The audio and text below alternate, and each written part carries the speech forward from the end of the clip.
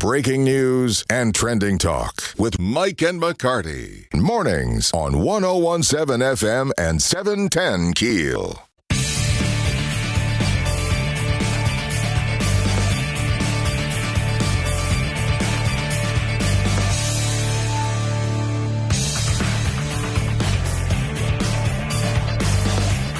.101.7 FM 710 KEEL. Mike and McCarty in studio with Louisiana Secretary of State Nancy Landry joining us. First of all, good morning. Good morning. Thank you for having me today. Thank you for driving up just to visit with us. She took the helicopter. Happy to do Yeah, She took the governor's chopper. That's what we heard a moment ago. The chopper come down.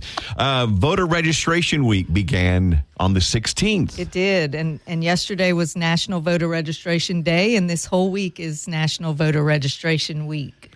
But Louisiana does very well as far as the number of registered voters as a percentage, don't we?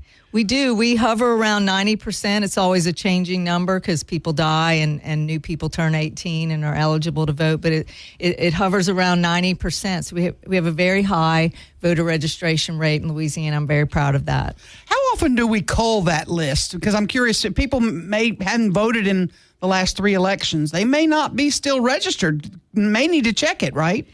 We do something called an annual canvass, which is a tool that we use to keep our voter rolls clean. And just this past year, we also had legislation finally signed into law. It was Representative Les Farnham's bill that had been vetoed 3 times by the previous governor. I'm happy to say that Governor Landry finally signed this legislation into law, and it gives us additional tools to clean our voter rolls even more. So it will allow us to send verification to voters who have not voted in 10 or more years and ask them, do they still want to stay on the rolls? Or are they still at this address?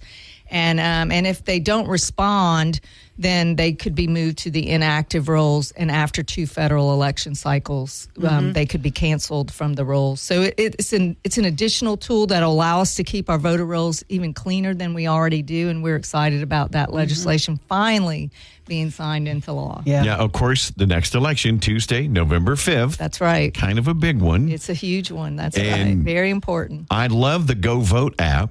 You can check your ballot. There's no reason not to be fully informed before you go into the voting booth because the Go Vote app. You can even make your selections. But it's an award-winning app, and we encourage everyone to go and download the Go Vote app. It's GEAUX Vote. And it tells you where, when, and how to vote, and also gives you your sample ballot, allows you to make selections on there. And in terms of tells you how to vote, it doesn't mean what candidate, right? Right, exactly. Right. Just, you can vote early or you can vote in person on Election Day. That's what I mean, and it tells you where to go. And early voting gets underway in Louisiana? October 18th through the 29th for presidential elections. Now we have 10 days of in-person early voting. And it's not on Sunday, though. It's the 18th through the 29th, except the Sundays during that time period. Let me ask you that. We've expanded the early voting location. We added a location in Caddo Parish. I know there are limits. The law limits how many locations you can have. Or is that going to expand eventually to more locations for early voting? Is that the hope for you? That is a question for the legislature. So that they have expanded it to some additional sites, and it's very popular early voting, and so it's done usually in one place in each parish. It's usually at the registrar's office, and each parish has one early voting site that's parish-wide. But a couple of larger parishes like Caddo have additional sites, and we try to accommodate them. But it's a budget issue, and it's also up to the legislature to determine. We also have criteria we use on, how many voters are in that area, and how far they would have to drive to the other early voting sites. So there is some criteria that we use to determine whether an additional site is needed because resources are tight. Well, starting back in 2016, really, but especially in 2020, election integrity has become a huge topic and a huge concern for a lot of Americans, not particularly in Louisiana, but across the nation. How do you address that here in Louisiana? Well, election integrity is my number one priority. And in this last legislative session, we had a package of 11 election integrity bills that we wanted to pass through the legislature. And I'm pleased to say that Governor Landry signed all 11 of our bills. They all passed, and he signed them all into law. And they centered around three themes. One, they helped close loopholes around our anti-ballot harvesting laws. There were some loopholes that people were using to get around the spirit of the law. And number two, they helped us to clean up our voter rolls. One was the Les Farnham bill I just mentioned that allowed us to do an additional canvass, verify more voters. And thirdly, they established uniformity across the state in how we count absentee ballots and whether we reject or accept a ballot based on certain information that's missing. So those were the three main themes. We also had some miscellaneous ones. We had one that established a division of election integrity within our agency so that we have made it clear to the public that we have officers that investigate allegations of election fraud, and they are very active around the state and investigate any allegations we have of any election fraud in the state. And you need an ID to vote in Louisiana. Absolutely, you have to have an ID to vote, and thank you for that. That's one of our strong election integrity laws that help to keep us ranked in the top 10 in the nation in election integrity. So we're not always at the top of good lists, but for election integrity, we have a lot to be proud of in Louisiana. We're ranked in the top 10 in the nation in election integrity. And our Louisiana legislative auditor has also audited our election policies and procedures and found that we have policies and procedures in place that protect our election integrity. Can we take a break? Can you stay with us? Sure, I want to talk about mail-in ballots when we come Sure. back. All right, cool. Louisiana Secretary of State Nancy Landry in studio, Mike and McCarty, 101.7 FM, 710keel.com. Big stories of the day with Mike and McCarty on 101.7 FM and 710 KEEL.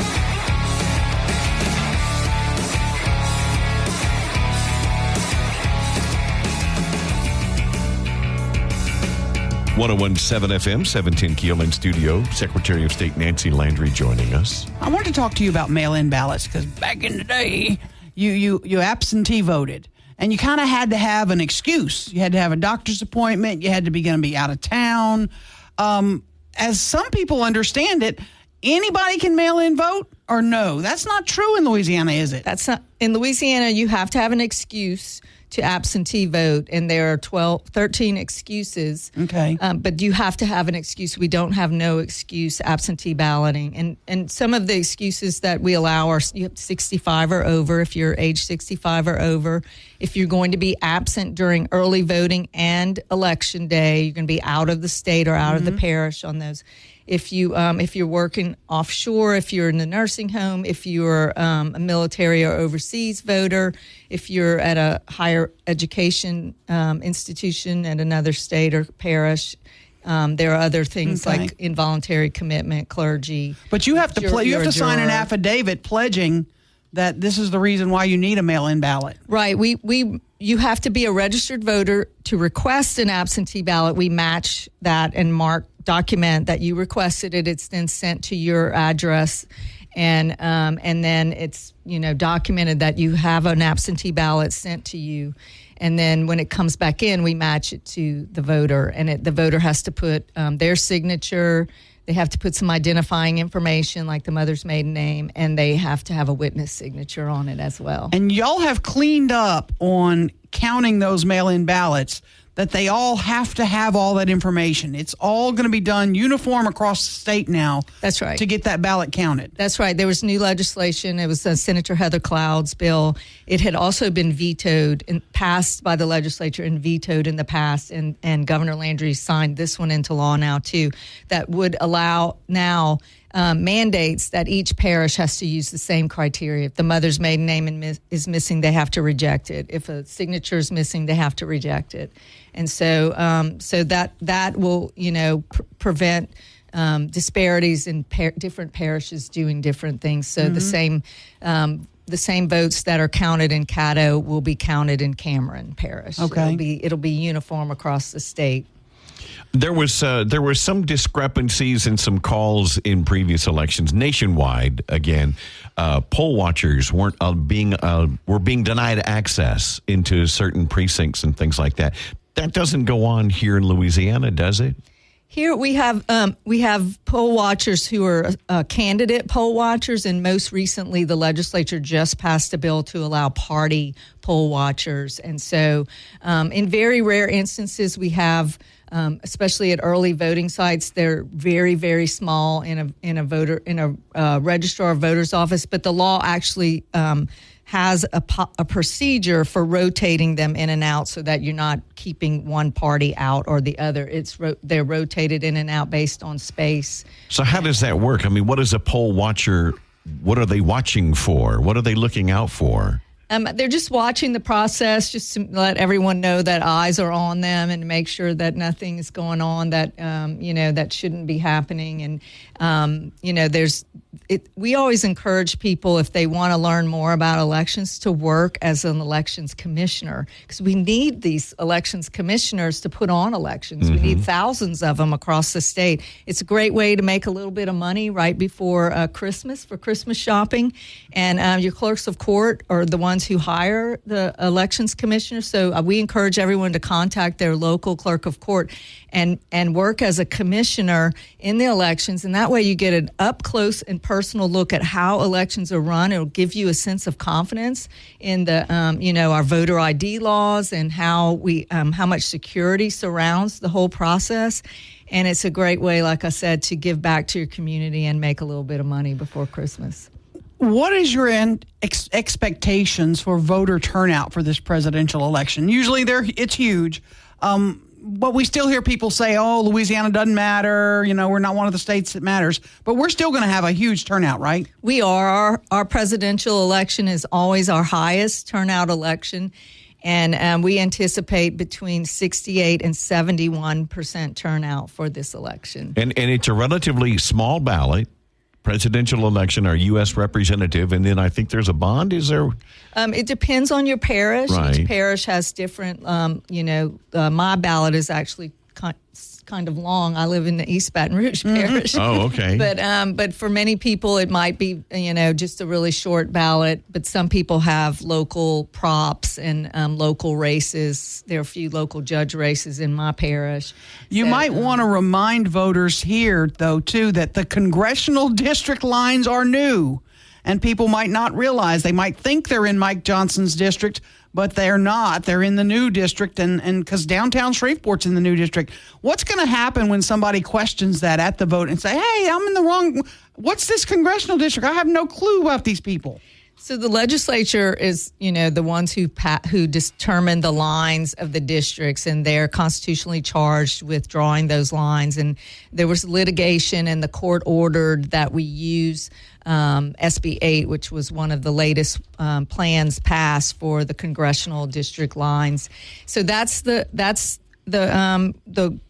plan that we were ordered to use, and that's the one we used. And so we would, we can look them up and confirm that is indeed their district that they vote in now. And so, the courts may change their mind later, but right for this election, that's the plan we're using. So you need to know before you go. Right, and we did send send notice. We do send notice to everyone who had a change in district. They did receive a new voter card with their new districts in it. So everyone should have been notified that if their congressional district was lines were changed. Well, again, you can check that in your Go Vote app. Exactly. Be sure to download that. It'll tell you all of your districts that you're in. Whether for congressional, all the way down to your city council districts. Exactly. And before we let you go, Secretary of State Nancy Landry, our Shreveport boy designed the sticker you're going to get. It's the little crawfish, right? It is, and we're so excited that Academy Award-winning artist William Joyce agreed to design our I Voted sticker this year.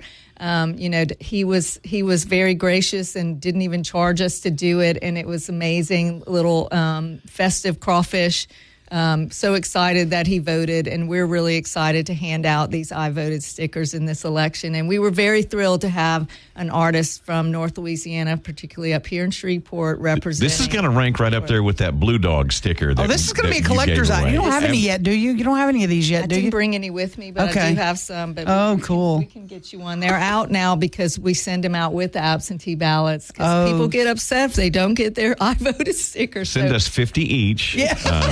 Not that they're going on eBay. No. This is going to be a collector's item. This is awesome. Bill Joyce is a cool guy, and I'm so glad he did it. We were so excited to have his artwork and add that to our list of esteemed artists who have designed our I voted stickers. If I vote twice, do I get 2 stickers? You can enjoy that second sticker in jail. Nancy Landry, Secretary of State, thank you so much for coming in. Thank you for having me. I appreciate it. Always a pleasure. 101.7 FM, 710 KEEL. Hour of Mike and McCarty on 101.7 FM and 710 KEEL.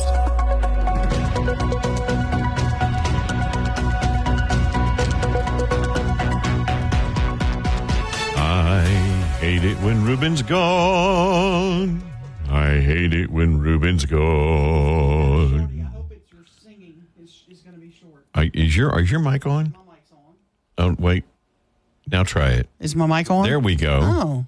You had to press a button? I did. Sorry. Okay. I wish I could have turned yours off while you were singing just now, but that's another story. Oh, thank you. Wow. No, you have a pretty good singing voice. Last weekend we went to Dallas. Had a great weekend. Mm-hmm. So Monday morning, I took Monday off. So I just took my time Monday. Micah had gone to work. So I said, I'm going to run by. There's a Southern Made Donuts. In Dallas? 2 blocks from her house. Yes, in Dallas. Right down Garland, I think, from the Arboretum. Southern Made Donuts. Now, Aaron, this is my dream plaza because right next to that is a Schlotsky's. Oh, man. I would never. It's just like, okay, I'll live here. How I'll have live you right not here. moved in with your daughter? I know. So I said, you know what? On my way home for breakfast, I'm just going to get a couple donuts for the road. Yeah. You can buy them one, Sure. singularly. 2 donuts is good. I got 4. You got a dozen, didn't you? It's Southern. No, I didn't. I really didn't. So I go in and it's Southern Made. It says on the sign, and it has like the logo, the Southern Made, the green. First thing that scared me, she brought out the box, plain white box. Oh. No green, Southern Made box with the little Miss Mary. Is it a poodle. wannabe? I don't know. Obviously, it's franchised because they've got the logo. Wow. I wonder if Southern Made really knows that. No green box, and the donuts were different. I'm like, okay, how are you getting away with this? There's no way Southern Made allows that. There's no way. Southern Made is listening. You got a fraudster in Dallas. How I am with Southern Made. You know them. And it wasn't the same. Now, they weren't bad donuts. Don't get me wrong. Right. They weren't bad. I mean, it's a donut for crying out loud. Mm-hmm. But it wasn't. It wasn't Southern Made. Wow. When we come back, I'm going to give you a little heads up behind the scenes. Lieutenant Governor Billy Nungesser is en route now to India. This conversation was with him yesterday before he got on the plane. So you're going to hear us talking about tomorrow you're leaving and all that. He's en route now, but just interesting conversation. Billy Nungesser next. Mike and McCarty, 101.7 FM, 710keel.com. Let's get back to the show with Mike and McCarty on 101.7 FM and 710 KEEL. 101.7 FM 710 KEEL. Mike and McCarty, and on the Jack Spring Electric Newsmaker Hotline, Lieutenant Governor Billy Nungesser joining us on the road. Lieutenant Governor, good morning, sir. Good morning, my friend. How you doing? Well, we are doing fantastic. You're about to have a long flight in front of you. You're on your way to India.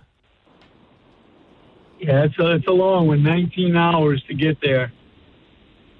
So what do you expect when you get there, and what are you going to tell them about the great state of Louisiana? Well, we were awarded a $300,000 a year grant for the next 3 years, totaling $900,000 for us to open our doors to 3 new international markets. Earlier this year, we went to Italy and Spain, and India is the third country that we've been awarded this grant. So we'll be going over and visiting with the travel agents, the tour operators, travel writers, and tell them all the great things to see and do in Louisiana, the food, the music, the culture. And we've already seen success from those trips to Italy and Spain, and we're expecting the same out of India. When you travel, Billy Nungesser, what kind of entourage? You talk about you're bringing Louisiana food and all that. How big a crowd do you take with you? Well, I bring one staff person with me. We'll have 3 or 4 tourism from the tourism office, the head of tourism, Doug Bourgeois, and then we bring our partners. We offer to partner with all of the convention visitors down the state. On this trip, New Orleans, Lake Charles, and the Mississippi River Country tourism office will be accompanying us to sell all the great things each of those regions have to offer. So it's an opportunity to share many regions of the state in these foreign countries. And we know these foreign countries, when they come to America, they want to see more than just one city or town. They tend to want to get off the beaten path and see how Americans live. So it's a great opportunity for us to share many places in Louisiana, and they do stay longer and spend more money. So when we can get those foreign visitors to Louisiana, it has a great return on the investment. Now, when you visit a country like India, how many stops are on your trip? How many communities will you be visiting? Well, we'll go to 3 or 4 different cities and have several meetings in those cities with all the different officials and, like I said, tour operators. And then before we come home, we're going to take a side trip to Dubai. Several reasons for that. Meet with port officials there. There's a lot of trade goes through New Orleans with Dubai. But also, I want to look at what they did in building that port and all the land they built with dredges, something we ought to do more of here to save our coast.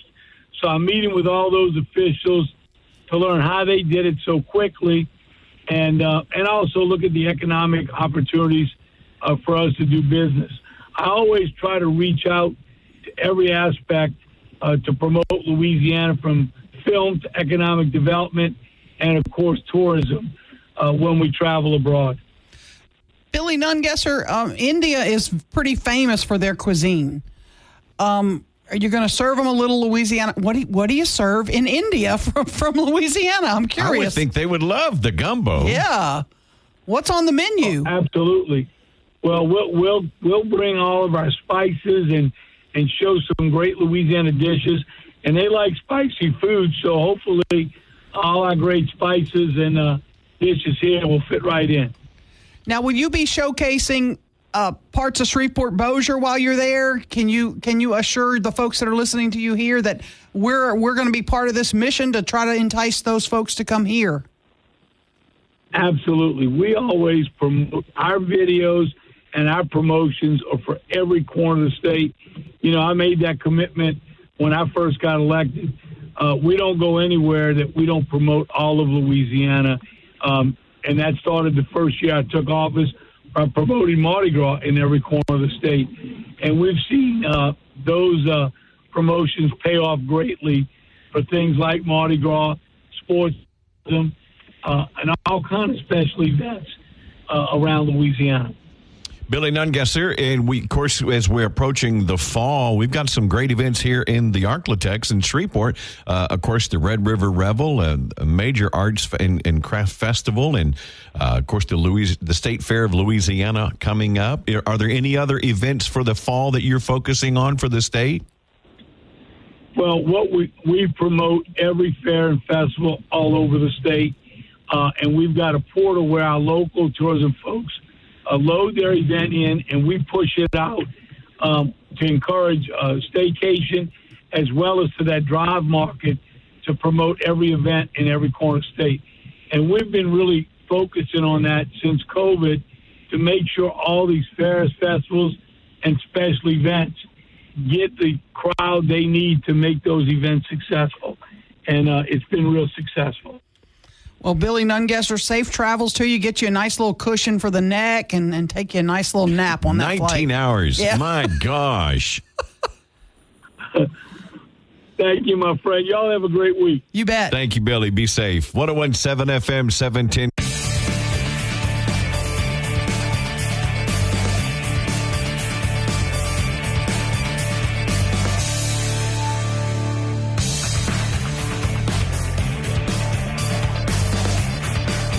.107 FM, 710 KEEL, Mike and McCarty. Got a tropical system brewing in the Gulf.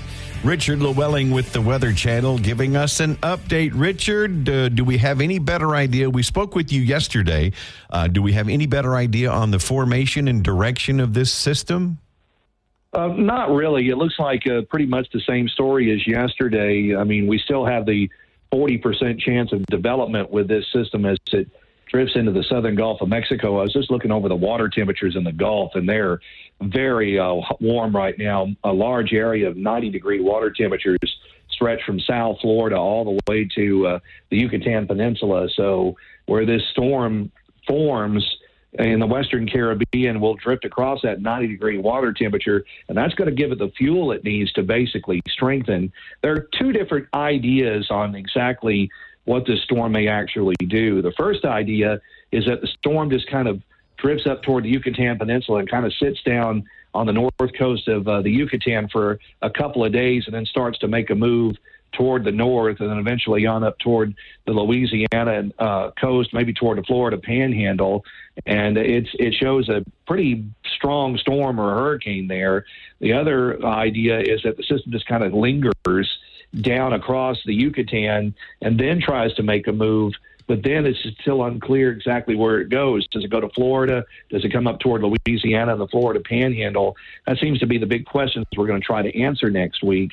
And, of course, the other thing that we've got, too, is that beyond Wednesday of next week, a lot of uncertainty in the forecast, even for our weather here, depending on exactly what this storm is going to do, is going to dictate exactly what our weather is going to turn out to be in the longer range, especially from Wednesday beyond.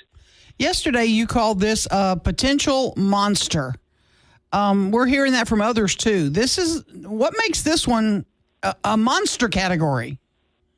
Well, one of the reasons is because of the Gulf of Mexico is an untapped resource. I mean, we had Francine last week, but even the cooler water temperatures that were kind of brought up by Francine have pretty much gone from Louisiana's coast. So now everybody in the Gulf waters are pretty much 85 to 90-degree water temperatures right now. So that's just the fuel a hurricane needs to just basically send this off to the races once it gets itself together. And there's really nothing that will inhibit this storm from basically becoming a monster as we move through the latter half of next week. It's just going to be exactly where does the storm go is going to be the $64,000 question we're going to try to answer. Now, when you say nothing to inhibit it, do you mean like a cool front moving down from the north or something like that? A high pressure system? That's basically, what we look for is, a weakness in the ridge that's been setting up across the U.S. That looks like there is going to be a weakness that's going to be running from the Great Lakes down into the Ohio Valley that may actually help to draw this system northward. And I think that's one of the reasons that some of the computer modeling is kind of locking in on this potential from New Orleans over to about Apalachicola. There's a large group of models that are basically saying, okay, this is where this storm is going. But there's also the European, which is basically, rock solid in regards to how it, brings these storms together and how it actually brings everything all together. It kind of keeps things down in the Gulf for a while before it actually starts to pull the system to the north. And it's just going to be dependent on exactly where this trough sets up, exactly how it's going to come in and interact with the storm later in the week. Next week is going to be the determining factor on where the storm goes. I think right now that, the chances for a Texas landfall are pretty small compared to areas from Louisiana eastward to Florida at this point. When does this storm get a name? How's that work?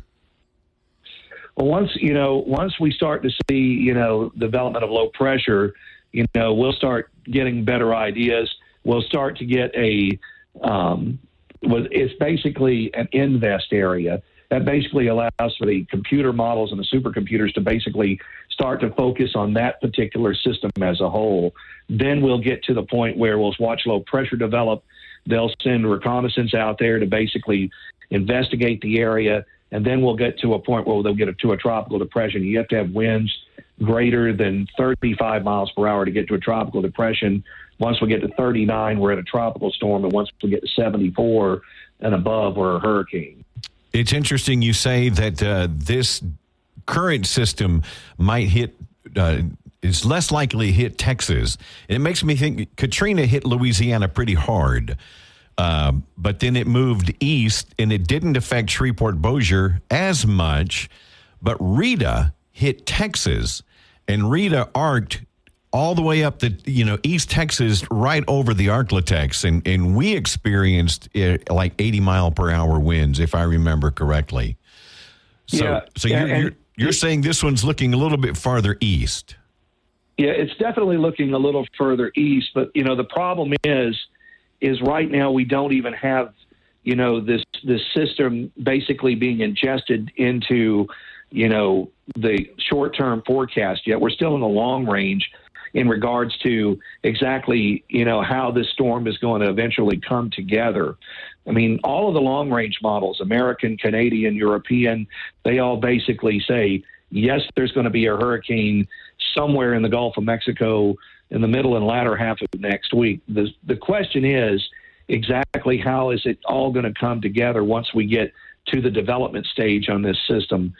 Once we get to that point, Wednesday, Thursday, maybe even as early as Monday and Tuesday of next week, I think we're going to have a pretty good idea of where the storm is going to go. The weekend is going to be a watch and wait and see how this thing comes together. Next week, especially the beginning part of next week, we'll start to get a better idea of where this storm goes.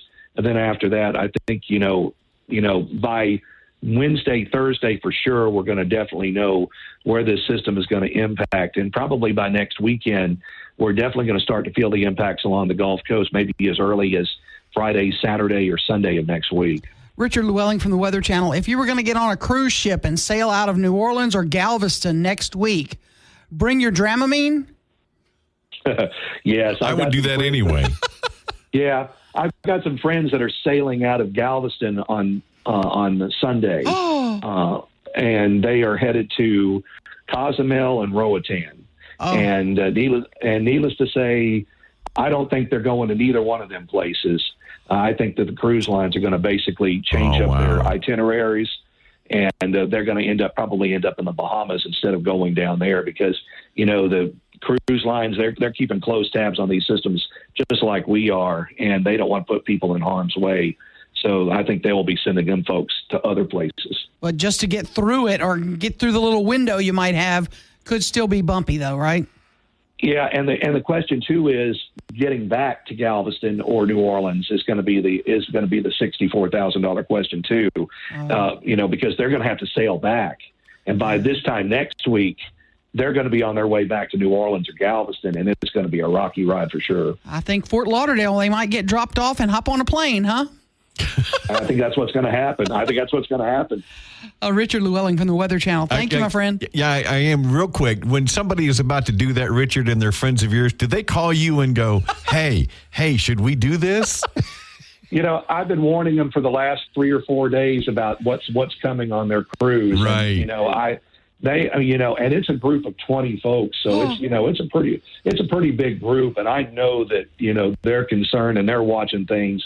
If the cruise lines decide to pull the trigger on this, I think they're going to be doing it as they're leaving Galveston or New Orleans, later in the weekend, early next week. So be prepared. If you've got a cruise, be prepared for some itinerary changes because I think they're coming. Absolutely. Richard Llewellyn with the Weather Channel. Thank you, Richard. We'll stay in touch. Okay, well, have a good weekend. All right, you too, sir. 101.7 FM, 710 KEEL, Mike and Mike. Back with McCarty on 101.7 FM and 710 KEEL.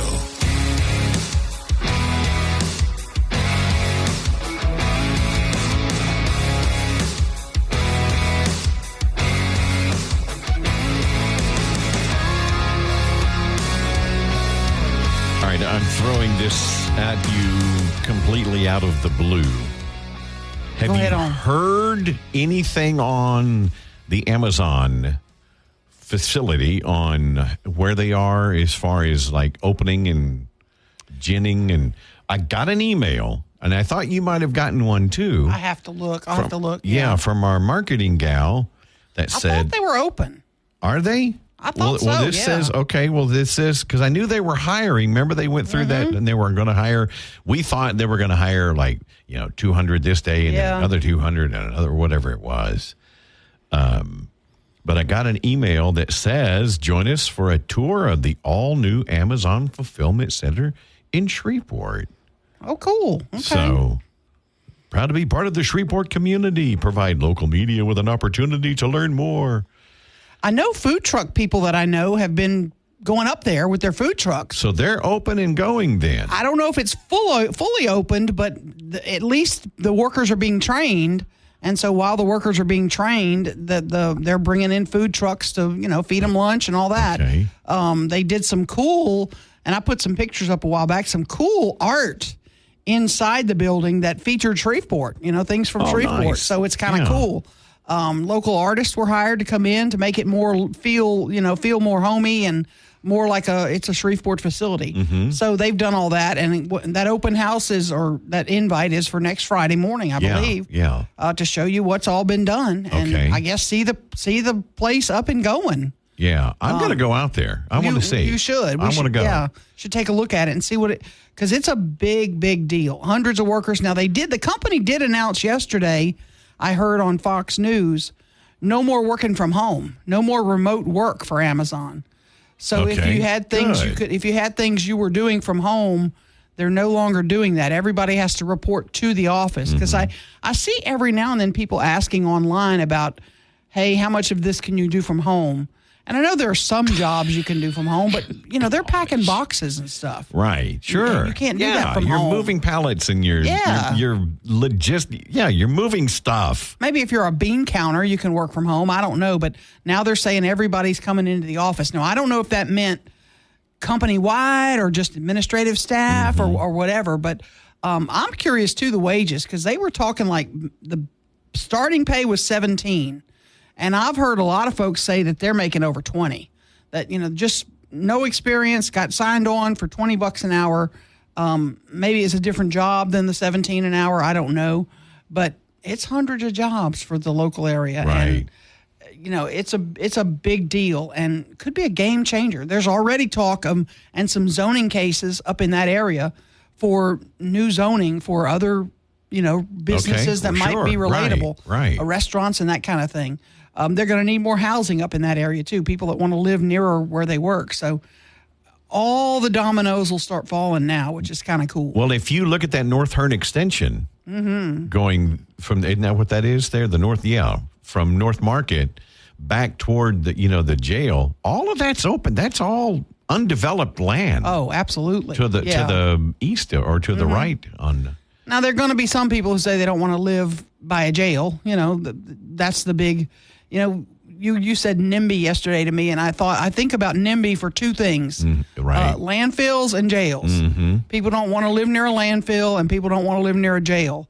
So I would think living near a jail would be, because they're going to want to get as far away from there as they can. As fast as they can. But they might break into your place to get your car. Well, yeah. To get away from there. So that's a big concern. I know when they I was here when they built the Woolworth Road landfill. Mm-hmm. And if I had to pick the biggest fights in this community over the past 40 years, building that landfill was one of them. Because everybody in Southwest Caddo Parish didn't want it. Right. We don't want that landfill. We don't want that landfill. And understandable. They fought about it, but it was not a whole lot of people. So the city was able to do it, and they made it work. Now, was supposed to be a landfill for 25 years, and it's lasted 40. So I don't know. Where do we need a new one? I think we need one in Broadmoor. New landfill in Broadmoor. We'll put it next to all the halfway houses that they've located in Broadmoor. Oh, yeah. Yeah. I think they've extended the life of that. Well, a little recycling did, and, some outsourcing to other areas helped that landfill last longer. But that's going to be a question we have. But building the jail was a big fight, too, for what it's worth. News is next. Mike and McCarty, 101.7 FM, 710 KEEL, and on the free KEEL app. Let's get back to the show with Mike and McCarty on 101.7 FM and 710 KEEL.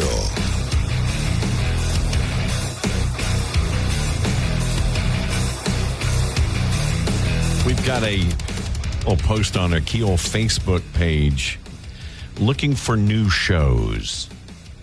What is your go-to binge series? See, my problem is I have so many of them. Yeah, and I can't finish them. Oh, I finish them. I'm in my last season now of Better Call Saul. Okay. And I'll go through. It's weird. I go through Justified, Breaking Bad, The Wire. Have you done Your Honor yet? I have not yet. My daughter told me about that also. Oh, that's a good one. Is that good? Your Honor. Your Honor.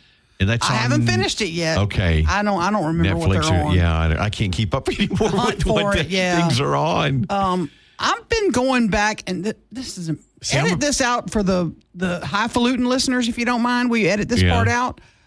Gilligan's Island. Really? How terrible is that? Well, that's your guilty pleasure. Yeah. See, I do The Crown. I do a lot of British. Okay, The Crown is good. Luther, Broadchurch, Downton Abbey. I go through, and it's about time for me to restart Downton Abbey. Doc Martin. I go Never through. watched Downton Abbey. I need to, don't I? Well, I mean, it's not for everybody. How guess. many seasons is it? I don't know, 7 or 8. Okay, 9, I don't know. What's the one where they wear all those beautiful dresses from England and the family? Somebody text me that watch. I love that one. Isn't that Downton Abbey? No, it's Bridgerton. Bridgerton, yes. Bridgerton is so well done. Well, yeah. Oh, Downton Abbey set the bar on that. Yeah. Well, I need to watch Downton Abbey then. Yeah, I think you do. Because I like Bridgerton a lot. A lot. Yeah. And do I need to catch up on Bridgerton? Is there a new season out? I have no idea. I've never seen it. Really? Yeah, I've never seen it. Oh, if you like Downton Abbey, you're going to like Bridgerton. Yeah. It's a good one. What are you watching, though? Let us know on the Facebook page, KEEL Facebook page, or you can message us on the Shreveport Security Systems message board. Like a binge-worthy... Yeah. If you're going to snuggle up this Game weekend. Game of Thrones, I also go through, I do that. If I'm going to snuggle up with that big teddy bear I just express ordered and I want to watch a series, I didn't order a teddy bear. I'm lying. I did not order one. The man bear. Yeah, Puffy the bear. If you're going to snuggle up this weekend and watch a series, what do you advise? Oh, I started Ted Lasso again. Oh, did you really? And they are looking at doing season 4, by the way. Really? Yeah, it may not be finished. Interesting. So very exciting for Ted Lasso fans. Very cool. Be curious, not judgmental.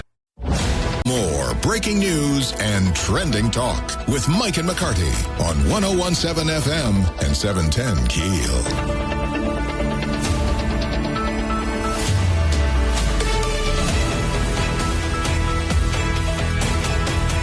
Well, Ruben, by the way, is out today, so you're about to find that out here in a few minutes.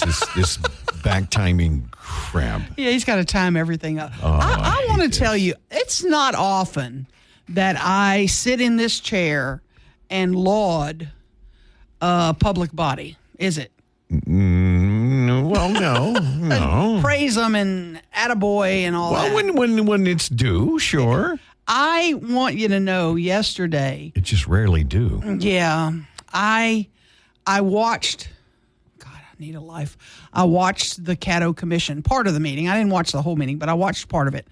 And in the beginning of the meeting, they honored veterans who have died in a specific attack in the Afghanistan.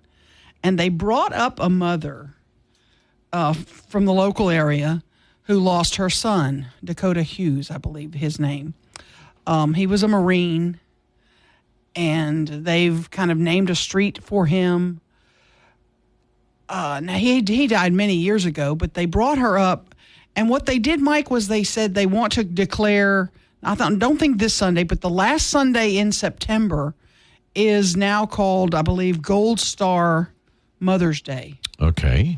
Because those mothers, think about that, on Mother's Day, one of your children, in some cases your only child, is gone, has been killed. Okay. So they want to give them a special day of their own. I like that. I was tearing up. Yeah, well, I'm sure. This mom came up, they gave her flowers, they honored her, and they showed the picture of the street name that they've named for her. And I thought, you know what? They do a lot of those celebratory things at the Caddo Commission, and that's fine. But this one struck home. And hats off to, Ken Epperson, Stormy Gage Watts, Grace Ann Blake, the whole crew who, I don't know who all put it together. They all did, Jeff Everson, I'm sure, spearheaded it. But it touched me to see that mom standing there, and then they put a picture of her Marine up there. I'm the mom of two Marines, as you well know. Right. And to see that picture, and he was probably 20, I don't know how old he was. He was a young man. His whole life was ahead of him. So I applaud that group yesterday for that moment, because for that mom, she probably doesn't hear from too many people anymore. It's been several years. But the loss of a child is with you every day. And I can only imagine that she's thinking, wow, somebody finally really did honor him, and they want the world to know about my son still. And I had to get a tissue. And there was a lot of people in that room that had to get a tissue. So I never heard of Gold Star Mother's Day. So to all the moms out there who have lost a member of our military, you have your own special day now. It's I believe the last Sunday of September. It's a nationwide deal. It's Gold Star Mother's Day. So I like that. Hats off to the Caddo Commission. I like that. I didn't see them do any kind of dastardly actions yesterday or anything that I was worried too much. Maybe I missed it. Maybe I'll have to go back and watch. But that for me was a good thing. I'm proud of them. I'm proud of all of them. And I thought, that's what government can do right. Honor those who really have laid their lives down for us, and they did that. So really happy to see that yesterday. Nice. And that for that mom and that family, our hearts and prayers are with you forever. So Gold Star Mother's Day, is this a national deal? Yeah. And it's going to take effect? What is it starts not this Sunday. I think it's the last Sunday in September. Okay. And they've declared it, the Caddo Commission officially declared it Gold Star Mother's Day in our parish too. So it's just a day when, we hope that when you go to church that day, when you're out and about, pray for those who've lost a loved one. Because can you imagine getting that call? No. Or that knock on the door? No. God bless them. I couldn't do it. Mike and McCarty, 101.7 FM, 710 KEEL, and on the free KEEL app. Back to the big stories of the day with Mike and McCarty on 101.7 FM and 710 KEEL.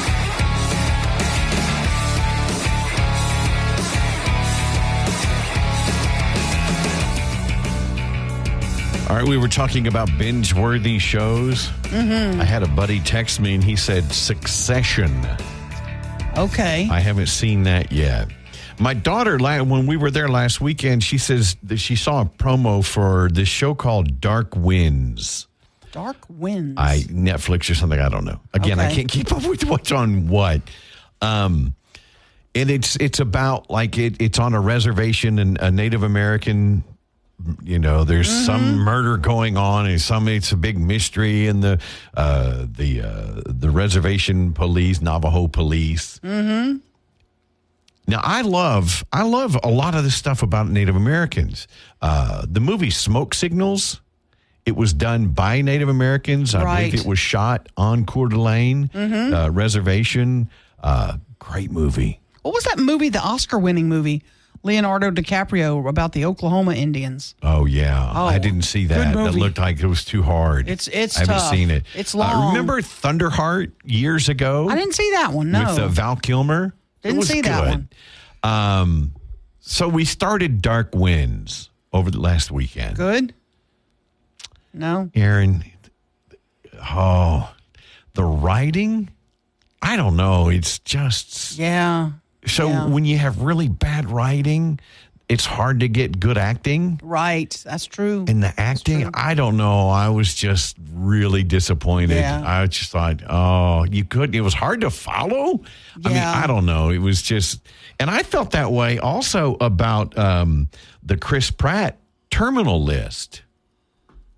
Okay, I haven't watched seen that. one or two of those, and I thought, this is the corniest, cheesiest, let's go kill those sons of her, you know, and it was just, I don't know. You know what I'm waiting? Written. I am waiting on the new rendition of Matlock. Is it a woman? Kathy Isn't it Bates. a woman? Yes, Kathy Bates. And I think it starts next week. Maybe it's this weekend. I don't know. I'm excited about that because Matlock was a well-written show. I mean, it would take twists you would never even imagine. Okay. Do you know I never watched that? Really? I don't know. I just can't take Andy Griffith in anything other than the Sheriff of Mayberry. Matlock was a great show, and Kathy Bates for me is going to be wonderful. Messages on the Shreveport Security Systems message board.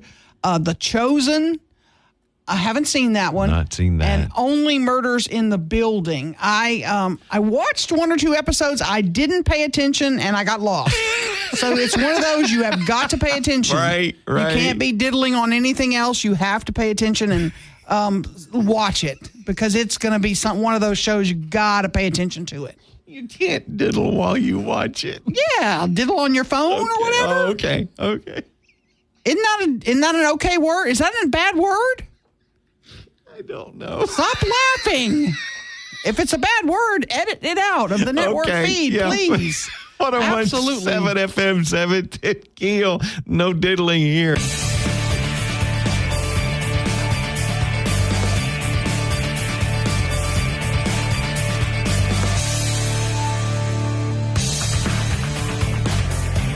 One 101.7 FM 710 KEEL. Mike and McCarty. Okay, Gary McCoy. Oh, wait, here, let me. Okay, now say something. Are we live? There we are. We're live. We are Poke her live. in the eye? You're not allowed to poke me in the eye. It's in my contract. You sit in this same little room with her every morning, and you have the restraint not to choke her till her eyes bug out. No. I've worked. You're a saint, Mike Martindale. He is a You're saint. a saint. Crazy No. woman Of in course, the I've room. loved this woman for a long time, and I'm going to tell you, there is nobody better. Well, thank you. That's sweet. See, that's how I feel. I'm Yeah. still in that stage. Yeah, so. you're in awe of her. Yeah, so you absolutely. tolerate all that garbage. The king of the outdoors and anything to do with I don't know if I've ever told you this story. Gary McCoy. Gary McCoy. Mm-hmm. The last time I went deer hunting, I had a Winchester 30-30 that was an antique.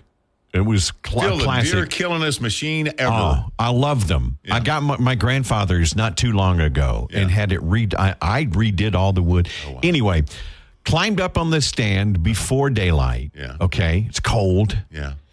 I'm up on the stand. Sun starts coming up. Rays started coming through the trees. It's Well, you beautiful. got my trigger finger pulling right now. Yeah. I'm sitting on the stand, and then I hear... I'm like, what the hell?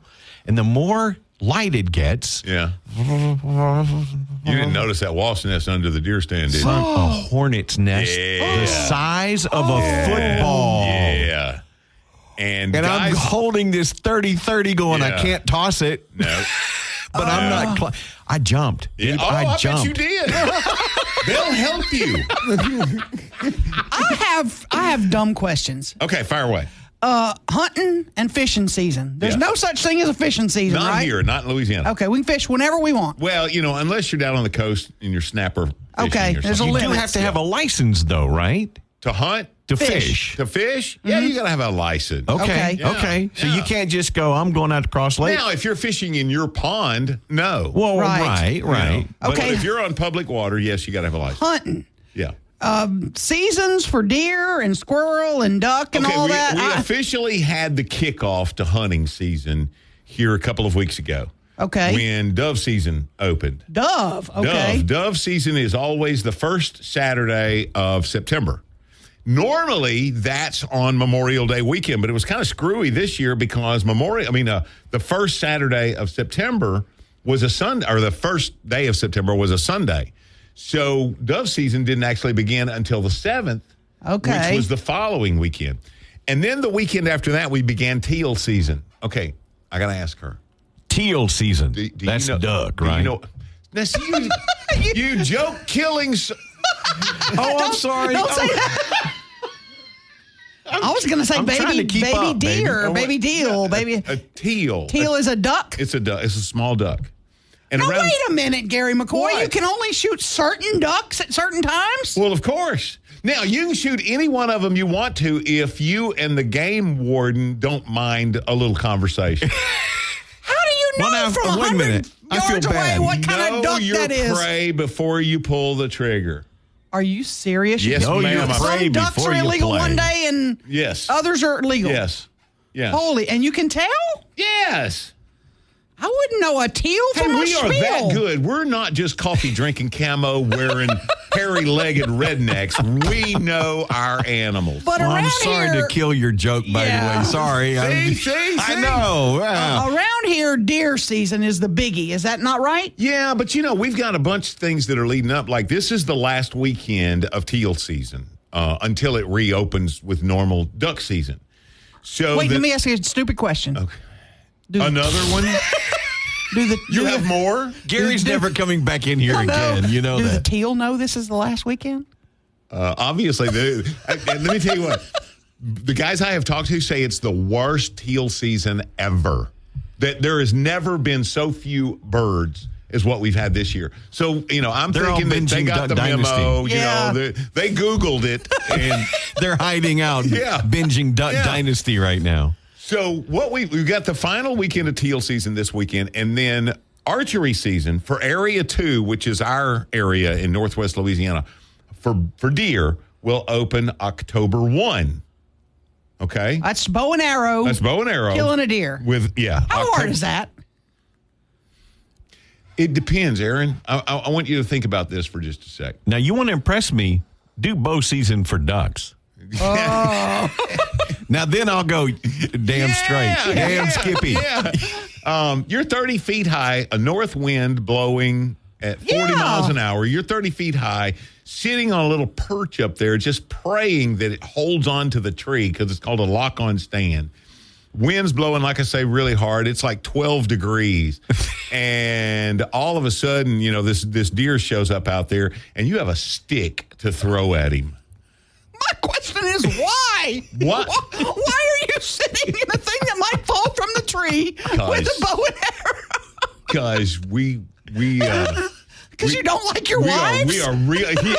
No, they don't like us. Okay, they kicked you out. My wife packs me up to send me to there. Aren't you going to the camp this weekend? It's funny you say that. Rich Scheidner had a stand. He's a stand-up from like the 80s, and he had a thing on HBO, and he said men and women have to have activities they do separately. Yes. You gotta have, the wife has to have her thing. The guy, he goes, that's the only explanation I can come up with for duck hunting. But a wife is not sitting in a little bucket next to a tree that might fall. You're killing my joke. Sorry, my bad.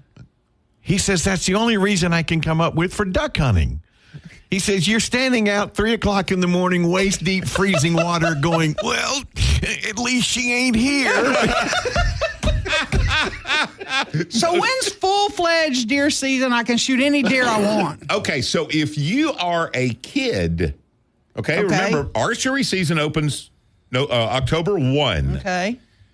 It doesn't matter what day of the week that is. Okay. So that can be, okay. So then on the, 2 weeks before, so it'd be the what's the last Saturday of October? 26th, I believe. 26th. Yeah. So 2 weeks before that, October the 12th. 12th, yeah.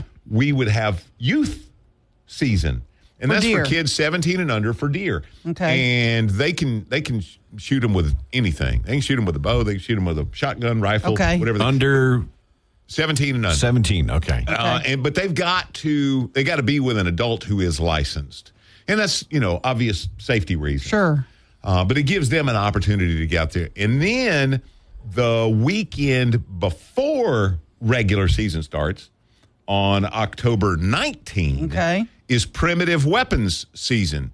And there are weapons that... Like flintlock? Yeah, kind of. But there are some modernized versions, like the weapon that I shoot is the 4570, which is just a remake of one of the old style weapons. And you really have to hate life to want to shoot it. I mean... But will you be out there? Will you go? Yes. Really? Are you out every weekend? I've got all this camo. Face. When else am I going to wear it? So you literally will go hunt in deer season every weekend? You've known me for 25 years. Have you ever seen me pass a weekend of deer season? I don't think I have. No. And then on the 26th, that's when it's everybody. That's when it's everybody. Okay. Yeah. Now, listen, then I can't remember if it's the following weekend or the next weekend is when regular duck season starts. And that's How do you for the keep west up with all that? Do you know the LSU schedule off the top of your head?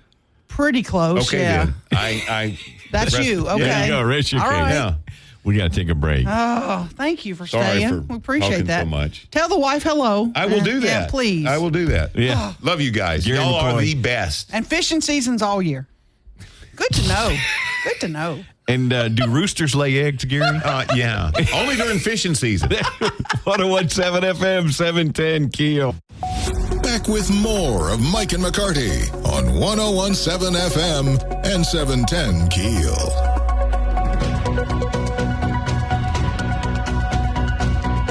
Okay, this weekend, I've got to admit, I'm kind of looking forward to a little bit because I got no big plans. Okay. Just going to relax? My wife is out of town. She's over in Dallas. Okay. Got some doctor's appointments, and she's staying with Micah. So we've got F1 this weekend. Yep. We've got LSU. 2:30 kick tomorrow. 2:30 against UCLA. What's the line on that? Do we know yet? I'm not sure. They're in Baton Rouge, so At home. UCLA lost to Indiana, so they're not hugely not a huge successful. threat. Yeah, I don't think so. Yeah, well, We'll see. I don't know. okay. I'm excited about that game. The Saints play Atlanta on Sunday. Saints in the Dome, I think. Is right? it Atlanta weekend? I I don't know. heard Philadelphia for something, but I'm thinking. Then I heard Atlanta.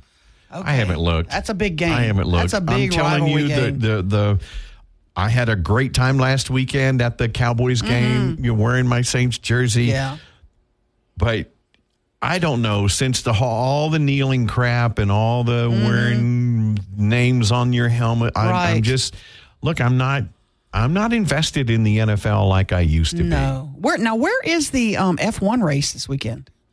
F1 race is in Singapore.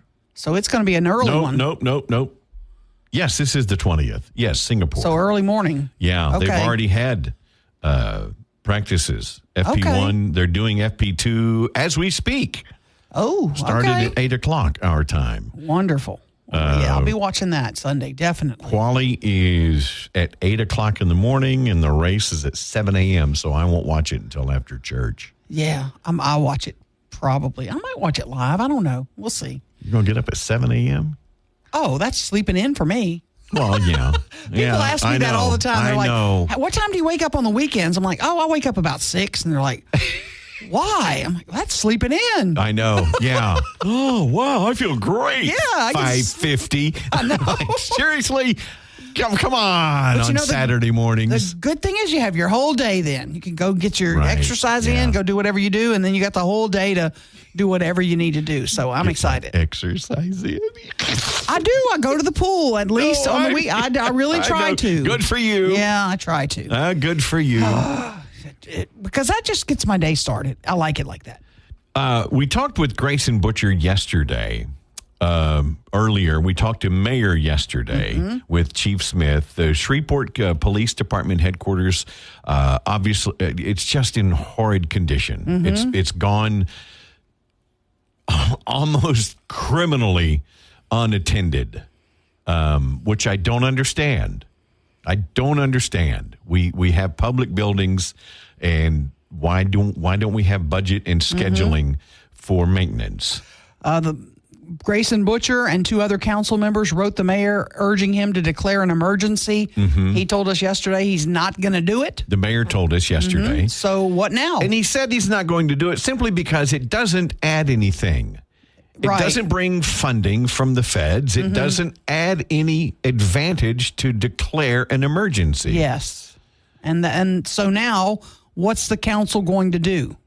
We'll ask Grayson Butcher that question. Next, after the local news, Mike and McCarty, 101.7 FM, 710 KEEL, and on the free KEEL app. To the show with Mike and McCarty on 101.7 FM and 710 KEEL. Okay, by the way, Gary McCoy was in here talking with us about hunting season. Yes. And you and I... Okay, I'm ignorant. Okay, we're just not hunters. No. We did get a message. We did get a message on the Shreveport Security Systems message board. I'm sorry. Said that segment with Gary reminded me of when Elmer Fudd was hunting Bugs Bunny, and Bugs held up a sign that read, "It's baseball season."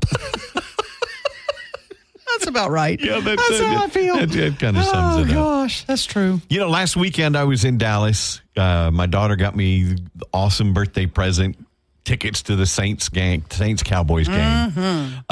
We all know how that weekend turned out. So I had taken Monday off because I've done that before. I've tried to come home on a Sunday after a game and then get up Monday morning. And you're whooped. Yeah.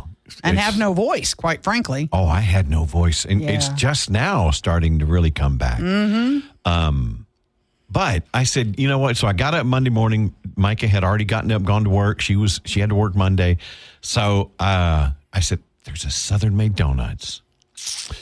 Erin. In Dallas? Yes, in Dallas, like 2 blocks from her house. Oh, man. Right next to a Schlotsky's. How have you not moved in with your daughter yet? This is a dream shopping plaza for me. No kidding. So I said, I'm just going to get a couple of Southern Made Donuts for the road. I'm not going to buy a box. I'm not going to do a dozen. Yeah. I was stopping in Kilgore on the way home and having lunch with my son. So I didn't want to do a big breakfast anyway. Sure. So I stop at this Southern Made Donuts. Southern Made Donuts logo on the window. Yep. Very recognizable. Those of us who know Southern Made Donuts. Absolutely. And it's MAID. Okay. Yep. I said, let me have 4. I just want 4 donuts. Because I thought I'm going to bring Casey. Casey didn't get to see a donut. A little taste of home. Oh, he did. Did he really? Because, Erin, first thing the lady did was pulled out the box, and it wasn't the green box. Oh, it didn't have little Miss Mary Poodle pushing the the grocery cart or the buggy. Is it fraudulent Southern Made? It just had a stamp Southern Made Donuts on on a white box. Wow. And I said, well, that's a little disconcerting. And I didn't see the glazed in the case, but they were in the back. She says, oh, we have them, Asian lady. We have them in the back. I said, okay. She brings out 4. They're not Southern Made Donuts. Wow. Erin, now I know my Southern Made Donuts. Yeah. They weren't Southern Made. Now, they weren't bad donuts. Right. I think I only ate 1. Because they're not what you expected. It wasn't what I was expecting. Interesting. How are they getting away with that? So Southern Made, if y'all are listening, whoever owns Southern Made here locally, and I know they franchise. I think there's franchises now. Obviously, that's what they're not using your recipe in Dallas. I don't know if wow. It was different. Wow. So interesting. Yeah, look into that. Let me know if I'm wrong or not. Grayson Butcher joining us coming up just after the break. He sent a letter to the mayor wanting a declaration of emergency for the SPD headquarters. Mayor said not going to do it because it's not going to help. We'll see what Grayson says next. What's the council going to do? We'll find out. 101.7 FM, 710keel.com. Now, breaking news and trending talk with Mike and McCarty on 101.7 FM and 710 KEEL. On the Jack Spring Electric Newsmaker Hotline, Shreveport City Councilman Grayson Butcher joining us. Good morning, Grayson. Hey, good morning, y'all. Thank you so much. We spoke with the mayor yesterday in response to your letter asking for a declaration of emergency for SPD headquarters. The mayor told us, Grayson, that, well, it's not a bad idea, but it's not going to help in any way. What's your response to that? Well, I do believe that it'll send a message to our police officers that we are on top of it and that we're willing to do whatever it takes to get them out of that building. So I do believe that it's necessary. I do think getting them out of the building is necessary as well. I heard the mayor said that, that the mold was tested in 2022, January of 2022. I just think that that's a long time ago. So you think there may be mold back or maybe mold there now? Well, I can tell you this, Aaron. With what I do in my day job, I'm a real estate appraiser and I'm an FHA appraiser. If I came to your house and your roof had been leaking for 2 or 3 years and there's something that looked like mold, I would contact a professional. And if you call me and say, hey, Grayson, look, I had this looked at in 2022, FHA isn't going to loan you any money on something that you had looked at in 2022. They want to see what it's like right now. Mm-hmm. So, that to me, well, we had it looked at. It's not mold. I had a conversation with the mayor, and he told me the same thing, and I shared my view on it with him that, I think that it needs to be a current mold. And if it's not, that's fine. But there's no denying that the conditions at the police station, I wouldn't want to work there. I don't think the mayor would want to work there. I don't. I think the conditions warrant getting them out there, getting them out of there. He says they're working on that, aren't they? No, not that we know of. I mean, nobody's told us that they're working on it. They just keep saying, well, we're looking for a spot to put them at some point. But I mean, come on, we have been asking for this. Myself and other council members, at least myself and Councilwoman Taylor have for 4 years in public safety committee meetings. Get them out of there. This has been going on forever. And there's no real plan of where to move them to. It took me a few phone calls on Tuesday to find, a few places that we could move them. But that's not really what my job is. My job is to make sure that the money is allocated to be able to move them wherever they need to go. That's the question. He says the logistics of moving 400 plus people is cost prohibitive. And I mean, to just think of a detective interview room with the two-way mirrors you have to have and the camera systems and all that. I mean, it's a lot of stuff to move police officers, and that would be cost prohibitive for the city is one of the problems. Well, I don't know if it'd be cost prohibitive or not. We're about to get brand new, we allocated money for a new camera system for interviews. We've allocated that money. It's already there. Are we going to go and take that and put it in a dilapidated police station? I don't think that dog hunts, in my opinion. I really don't. I just think that there's something that's keeping them from moving them, and it may be cost prohibitive. But, I mean, if they're in a building that is dangerous, and we don't know that it's not. We know that there was a test done in 2022, but 2022 to January of 2022 to September of 2024, it's 2 years, over 2 years. What could happen in 2 years? So what now, Grayson Butcher? Can the council declare a public emergency without the mayor? What's the power struggle here? Well, no, I think that we can pass a resolution encouraging him to do it, and then if he chooses not to, then that's going to be on the administration. I mean, I've done I think everything that the council can do. We've had conversations. We've sent the letter. We've been talking about it. I'm not quite sure what else we can do. So you're right. I mean, I think that we're kind of at the end of the road. If the mayor says that he doesn't want to do it, then so be it, and he has to live with that, down the road. I do think that we owe it to our police officers to get them out of there, and our citizens. And, here's part of the thing that I told the mayor, and I'm not going to share our conversation, but I told him, I said, look, we're getting bombarded, the council is, with people calling us, police officers, their spouses, calling us and saying, please do something, please help us. I mean, what would you do if you were a city councilman? Mm-hmm. I mean, you do exactly what we did. So what would your suggestion be to solve this problem? Well, where were you going to move them? What would you do? Well, I think that there's office space in downtown Shreveport, like we discussed. Pretty much the entire Chase building is vacant. It's got a parking garage. You would be able to possibly move detectives and administrative staff and to that building. I've talked to members of the school board. You have Stoner Hill Elementary that's available. You have Newton Smith Elementary that's available. You have Sunset Acres Elementary that's available.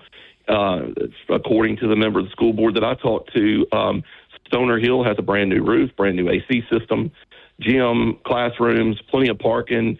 And they would be willing to work a deal with us to get them in there on a temporary basis. So, and I brought that up to the mayor in our conversation, and he was like, "Oh, well, we didn't even think about that." I said, "Well, call him. Let's go over there and look at it, see if it's something that we feasibly could do." So, start moving take the worst part of the station, start migrating them out somewhere else. And I know it can't happen, overnight. I know that we can say, okay, we're going to move them, and then by next Friday, we're going to be up and running in business. I know it takes time. But think about the message. If you've been working at KEEL, how long, Aaron? 40 years. 40 years. So if you'd been telling your employer, the room that y'all are sitting in, I've been in there, 10 by 10 room, it's full of mold, and you've been telling your employer for 5 years that I've got a mold issue. It's mildew, it's mold, it's stinky. I got raw sewage dripping on my desk. What level of confidence would you have in your employer if they didn't do anything about it? Now, if they told you, look, we're out looking for a new building, we're going to get you out of here, and we're going to give you a finite time of when you're going to get out of here, it would make it a little bit more, you could stomach it a little bit better, right? Yeah, you bet. You bet. So, we have no finite time. We went and rode around. That's what, me and the chief went and rode around and looked at some buildings. And I'm like, okay, well, I mean, when is this going to take place? At least we could get let's set a goal. Okay, by the end of this quarter, we're going to have the detectives out of their spot. We're going to move the patrol division to here. Let's set some goals and some benchmarks. Let me ask you one more question. You and 2 other council members signed this letter. There's been some time now. Have you talked to the other council members? How do they feel about it? Are they on board with you? I've talked to all but one, and yes, they are. And so they're going to urge the mayor to do the same thing? You expect the resolution may even pass unanimously? It's possible. I can't guarantee that, but I think it's possible. And even if that resolution does not pass, I do think that the consensus of the council, and, I've told you, I've been on this show 100 times. I always say I don't speak for other council members, but I will in this case. I can tell you that every council member is concerned and is hearing what the police department's saying. And it's time to act. I don't mean you got to have a U-Haul pulled up there today. I'm talking about let's get a time, let's find out where we're going to put them, and let's go. This excuse of, well, we don't have any place to move them, ride downtown and take a look. I mean, we're talking about, this is Tuesday. I mean, we sent the letter on Monday. We're all the way to Friday, and we're arguing about it. It's just stupid. Mm-hmm. Grayson Butcher, City Councilman. Thank you, Grayson. We'll stay in touch and stay on top of this. We appreciate your efforts. Thank y'all. Y'all take care. You too. 101.7 FM, 710 KEEL, Mike and McCarty.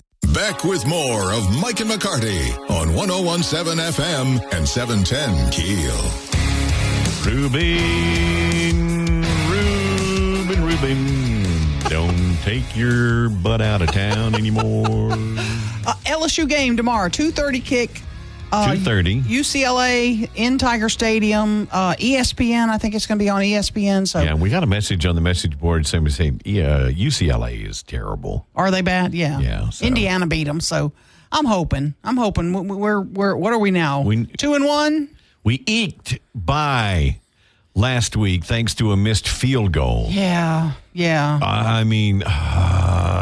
We need to get another win. We need to get a good resounding win. Well, we need, like the Saints, we need to get one of those strong confidence-building wins. Yes. To go, okay, we can do this. I need to see our running game. I need to see that. I really do. So I'm going to be watching. Sausage balls will be ready. Okay, so now let me ask you this. What's going into third season, is Brian Kelly the man to get us there? And look at the time. All right. Have a great weekend, Mike and McCarty. 101.7 FM, 710 KEEL.